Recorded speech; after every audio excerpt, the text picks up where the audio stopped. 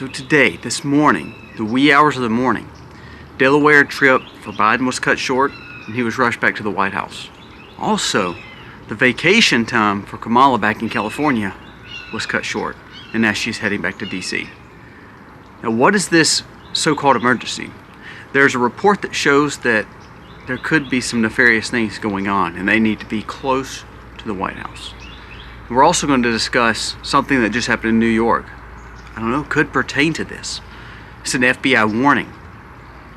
Now again, we are coming up on Christmas, a Christian holiday. We're coming up on a transition of power where it goes to the next guy. There's a lot that can transpire. Today we're going to talk about what the FBI just warned, why the emergency meeting happened back at the White House with Biden and Harris, and also a little bit more about New York and some of these cities that are feeling pressure right now. There's something happening. Very strange, bizarre. We're going to talk about it today. Let's dive in.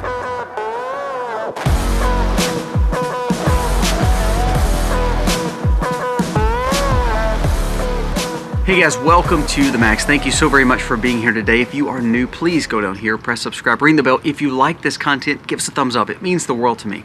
Also remember the Life with Colby Mack. We'll have another video going out tomorrow for the Life at Colby Mack. That is the third vlog. Go check out that new channel. It's all uplifting. It helps you see the enjoyment of raising a family on a farm, sustainable living, and everything in my perspective. So please go check that out, because sometimes when we hear the news and drab, it's hard. So when we talk about the most wonderful time of the year, and it is, that channel helps show it a little bit more. So please go watch those two videos, and then there will be a third one out tomorrow. Please subscribe to that channel. There will be a giveaway going on over there as well. Guys, let's jump into the stories of the day. Now, there has been 3 situations that we need to be aware of. And then we're going to talk a little bit about money, but let's talk about these 3 things first. This morning, there was a report that showed that Biden left Delaware kind of in like a thief of the night, heading towards Washington, getting back to Washington, D.C. Also, Kamala was supposed to be in California pretty much for the whole holiday season, and she also got called back to the White House. Left her vacation time with her family in California to get back to the White House. Now, there's speculation of why they're getting back to the White House. That's a pretty big deal. I'll read some of the stories that's kind of come around on it. Listen to this. It says, breaking, Joe Biden has arrived at the White House after canceling his Delaware holiday stay. Kamala Harris also returned to the White House under an emergency. There is no confirmation of why they're actually coming back to the White House. Also, this says, Vice President Kamala Harris and President Joe Biden have unexpectedly had to return, canceling their trips. Now, I want you to listen to this. It says, despite the rumors, there has been no confirmation of any specific crisis or leadership change. But the question still remains, what are they doing? I want to go back to an article that was just leaked from Leading Report. It said, White House took steps to conceal Biden's decline, limiting interactions and putting senior advisors in roles of some administrative positions that could help Biden with his occupancy. Now, that was from the Wall Street Journal. So there's 2 things that could be happening. Are we seeing such a decline that they're going to change over and make Kamala president, being the 47th president, to go into this next transitional period? That's one rumor. The second rumor is there's something bigger happening, and they both need to be back to the White House to be ready for whatever's coming. Now, along with the drone situation that they have yet to actually talk about, they're actually grounding other people's drones. The word is in New Jersey and New York, they are grounding your drones. You are not allowed to fly your personal drones. So again, that's a pretty weird situation. Not only that, remember Trump said he's not going back to New Jersey for right now. I'll read another story that I think that is pertinent to this information. There's an FBI warning that just came out. FBI has reportedly arrested Egyptian national Abdullah Azelin Mohammed Hassan in Virginia for plotting a terror attack against the Israeli consulate in New York. Now, this is from just from a Twitter feed from an investigative journalist. It says, according to the FBI affidavit, Hassan planned a mass casualty attack in the Israeli consulate here on our grounds in America. And is that why we could see maybe some ramp up why the two president and vice president are heading back to Washington. This is an article from Zero Hedge. It says, terror threat, question mark. New York City now deploys the largest military presence in subways since 9/11. So let's think about that now. It says New York City governor beefed up the number of New York National Guard members patrolling the NYC subway systems, marking the largest military presence in the city since 9/11. This heightened security measures coincides with the mounting public hysteria and panic over the drones. Not only that, now the chance of this uptick with the FBI warning from Virginia. It says on Wednesday, Governor Hochul told reporters that 250 additional Guard members have now been deployed, join the 750 that's already there to bring the total up to 1,000 just in the subway systems to make sure everybody's safe. Now again, they don't want to cause panic and understand that, so they're saying, well, this is just because of holiday season, we want to make sure everything goes smoothly. Again, we have police to do this kind of job, and so when you bring in these National Guard who are fully geared up now, they're fully geared up, fully loaded. What is this showing, and what is the sign of significance in New York for? You know, it's amazing that this drone situation, yeah, it's been seen all over the world, but it's really stabilized right here in New York, New Jersey. And now you have a terror threat happening in Virginia. Remember, Virginia is where one of those drone situations went over Langley and places like that has a lot of our intel in. So is all these just one big bubble about to burst? And I told you, Rahm Emanuel always said, don't let a crisis go to waste. And I think that this is to a point where we don't know what actually is going to happen. When we can enjoy time, like my kids today, they're going to build gingerbread houses and they're going to do cookie swaps. And my wife is having a big group of our family over to make cookies. I don't want you to ever say the news is taking away from your life. I want you to live a life that is, this is the most wonderful time of the year. This is a Christian holiday, a Christmas time. We should enjoy it. The thing is, though, and I love what PBD says, Patrick Bet-David, I listen to his podcast all the time. He says, only the paranoid will survive. At the same time, he says the future looks bright. And it's almost like a parallel. We want to know that this world is safe and that we're okay, and that, of course, as Christians, we believe that there is a higher power that takes care of us. So we enjoy the time with our family. We enjoy things like Christmas. At the same time, at that same parallel, we have to have a reasonable thought and to not put our head in the sand to say, you know what, there are credible threats. There are issues happening. Look at Congress yesterday. So you go from a terrible CR bill that was loaded full of pork to a cleaner version, should have never been a loaded pork version, to a clean version that Trump said I could embrace. What he's saying is he doesn't want a debt ceiling. Now, personally, I want a debt ceiling. I want to get rid of the debt. I don't want to keep having shutdowns, though, and I think that's kind of the point he was trying to make. Well, you had the most staunch conservatives vote against it still. Now here, let's preface this with a little bit of more information. The Chip Roys, those kind of people, remember, they were not the biggest Trump fans. So when you're saying they're standing up for the people, they're actually standing against Trump and standing up for the people. Can they do that at the same time? Possibly. But ultimately, if we voted for Trump, either two things are going to happen. Either you're going to have a shutdown, and you're going to embrace it and learn from it, and which I hope we do. I actually hope we have a shutdown, me personally, until especially a new president is put in office. Or you're going to go along with whatever you agree with. Meaning you're going to go ahead and negotiate your terms to make you sign on to this thing. That's usually what happens. I laugh because Chip Roy talked about this a few days ago, how he was against this last-minute negotiations and we shouldn't be doing this. Now he's going to be the one negotiating to try to either sign up for it so he would not have a government shutdown. Watch all these Republicans who say they're going to stand against it. Now, I love Thomas Massey, and he'll probably stand against it. Rand Paul will probably stand against it. And their principles are because they don't want to see the debt go up. They want to see conservative libertarianism come back. But for all these other ones that get up, Chip Roy, he got up in front of everybody yesterday and did this phenomenal speech. What he was actually doing is just grandstanding. And what they will do is eventually all of them will come around and they'll say, well, we have to vote for it. And yes, they've given us this and we've done this, and they'll negotiate it. And at the last minute, they'll sign this so we won't have a government shutdown. And I'll be honest with you, I believe we should have a government shutdown. But see, this is how politics works. And I think Trump and J.D. Vance know that. Now, J.D. Vance came out yesterday and he says, you know what, the Democrats want to shut down. They want to push us to shut down. The rhinos want to push us to shut down. So be it, we'll have a shutdown. Now, is he talking big, kind of like Trump does in negotiations? I don't know. But all this is just a, playing chicken. You know, how you have two people going at each other, go real quick, and it's like, which one will bow out first? Which one will break the fight first? So when you have that conflict going on, that's keeping our attention. You have the drone situation keeping our attention.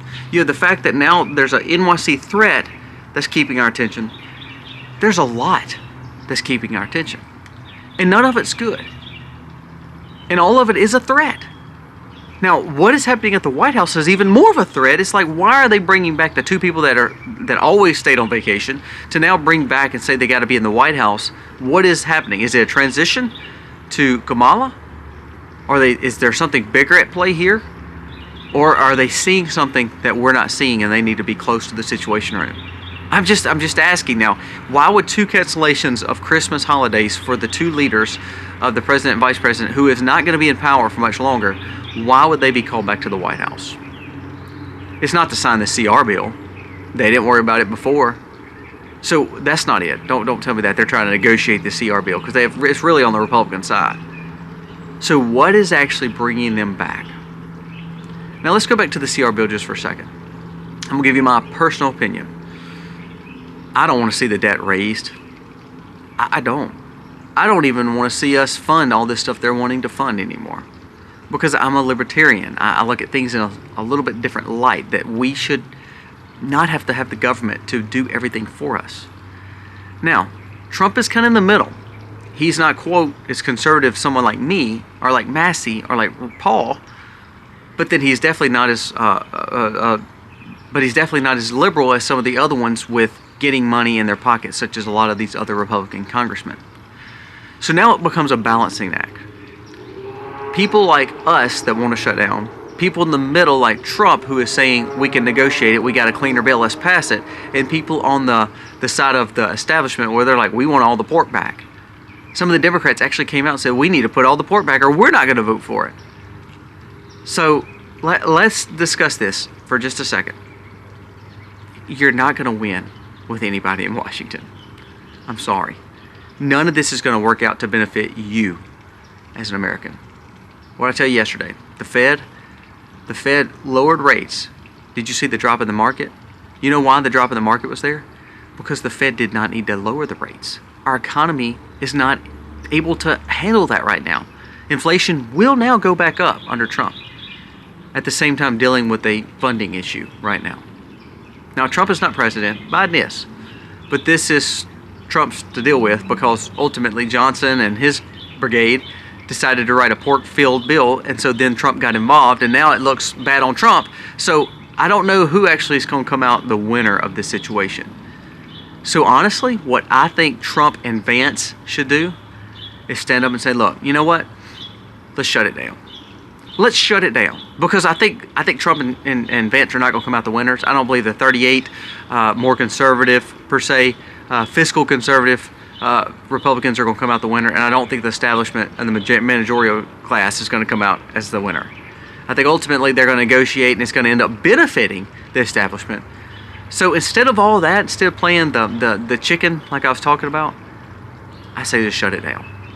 I think that would solve the problem for right now, and then you could basically sit back and say, you know what, we're going to shut it down and make everybody sweat for a little bit, and then that way, when I get in office, we'll see what can happen. I think that should be the play of J.D. Vance and Trump. Quit trying to blame it. I would take it responsibility. I say, yeah, we're going to shut it down. Yes, the workers will be furloughed, and I'm sorry. We'll get them through Christmas. They'll get their back pay, but ultimately, we cannot keep going like this. If we want the pendulum to swing and we want America better, we've got to do something we've never done. And that means shut it down and start from scratch. Dismantle some of these institutions that have basically set policy to run us into a $36 trillion debt. Now, two things before we actually end up. I'm going to mention one more thing that Elon Musk shared from the rabbit hole, and then one more thing I'm going to share about BlackRock. Elon Musk shared this. He says, America is headed to a disaster with no money for anything unless the government's overspending is addressed. 3 layers of debt that the rabbit hole shared. He said the budget deficit is around 1.4 trillion, meaning we have a trade deficit, we're spending too much money, we're not taking in enough money. That's why the Democrats want to raise your taxes. That's not the answer. It's quit spending. That's the answer. Current national debt. He's got 31 trillion. Actually, it's around 36 to 37 trillion. There's some things and allocations there that is coming, and it's going to show that the debt is actually around 36 to 37 trillion. Now listen to this. This is the one that scares you the most. Let's talk Social Security, and let's talk about veteran benefits. Let's talk about all the things that we're supposed to pay for. Unfunded obligations, meaning things like Social Security, Medicare, and our debt, is actually $75.3 trillion. This little government shutdown, this little continuing resolution to give you $300 billion or more to waste of our money, doesn't mean nothing when you have an unfunded liability and obligation of $75 trillion. So you know why I say shut it down? Because $300 billion is nothing, but it's the principle of what you're saying. I'm changing course, and that's what's got to happen. Now lastly, for all you people who love Bitcoin and crypto, let's talk for a second. Guess who became the largest funder and now fully embrace of the new movement of digitized currency, especially Bitcoin, is our dear friends BlackRock. BlackRock has now had a momentum paradigm shift. The Overton window has officially shifted and Bitcoin is now going mainstream. You know what that means?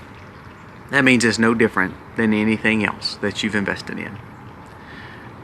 Bitcoin is now, it's basically owned by BlackRock and MicroStrategies and Vanguard. That's big companies, and it's going to keep on getting bought by bigger companies. What you're going to see is Trump's administration also buy into Bitcoin. I'm not saying that's bad for you people who believe in crypto, but what you're actually seeing is it's just becoming more of the same.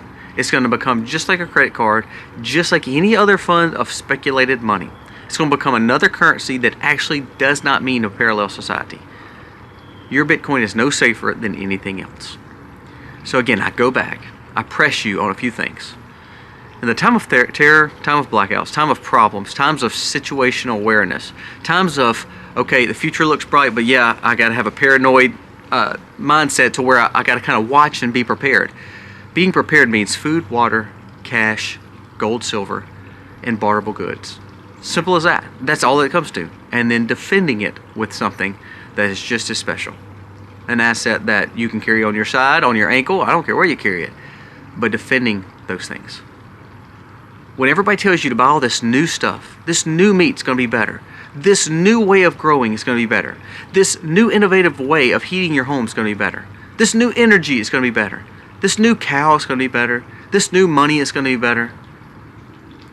Innovation is good, but the new, trying to take over things that have worked for 4,000, 5,000 years, however long the earth has been here, when they tell you that's the wrong way and we've got a better way, you better watch out for their God complex and realize that that might not be the way. Who started Bitcoin?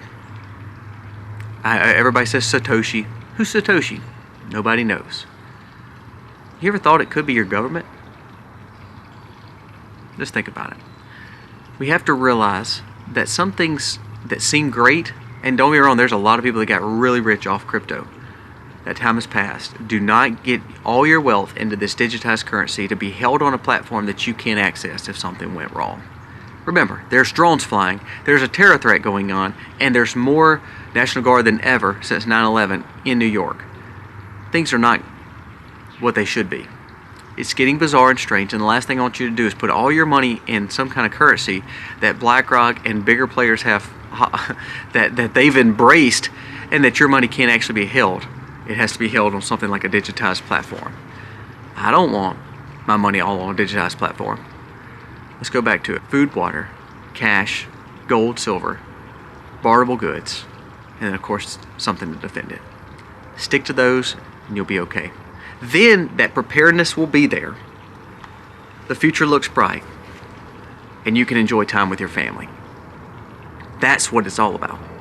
Guys, let me know your thoughts on this video. I know it's kind of all over the place with the CR, because to be honest with you, I'm really at a catch-22. You've got some people on the side like Thomas Massie and Rand Paul that voted against this bill, which I think they should have. Then you have people like Trump and Vance in the middle that are trying to say, look, we got to negotiate something or it's going to be shut down. And then you have the managerial class that's wanting to add all the pork back in there.